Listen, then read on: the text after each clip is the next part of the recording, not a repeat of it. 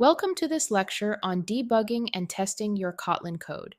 Debugging and testing are essential skills for any developer, and in this lecture, we will explore the tools and techniques to effectively debug and test your Kotlin code. Let's start with debugging. Debugging is the process of identifying and fixing errors or bugs in your code.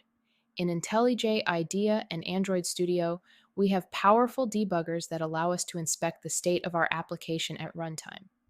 To begin debugging, you can set breakpoints in your code by clicking in the gutter next to the line numbers.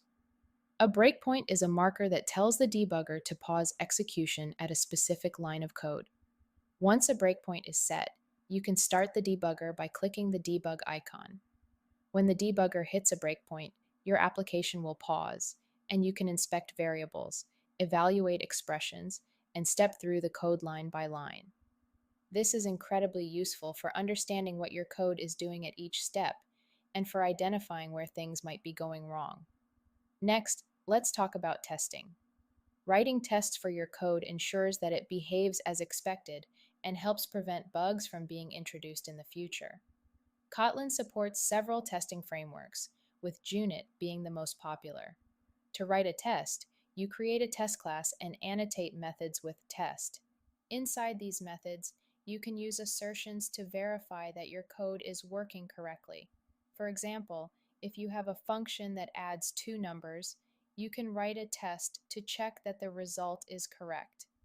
You might write a test method that calls the add function with specific arguments and then asserts that the result is as expected. If the assertion fails, it means there's a bug in your code that needs to be fixed. In addition to unit tests, which test individual functions or methods, you can also write integration tests to test how different parts of your application work together. Integration tests are useful for ensuring that your application behaves correctly in more complex scenarios. Another useful tool for testing Kotlin code is mock objects. Mocking allows you to create objects that simulate the behavior of real objects in your tests. This is particularly useful when you need to test code that depends on external systems like databases or web services. By using mocks, you can isolate the code you're testing and ensure that your tests run quickly and reliably. In summary, debugging and testing are critical parts of the development process. By using the debugger in IntelliJ IDEA or Android Studio, you can identify and fix issues in your code.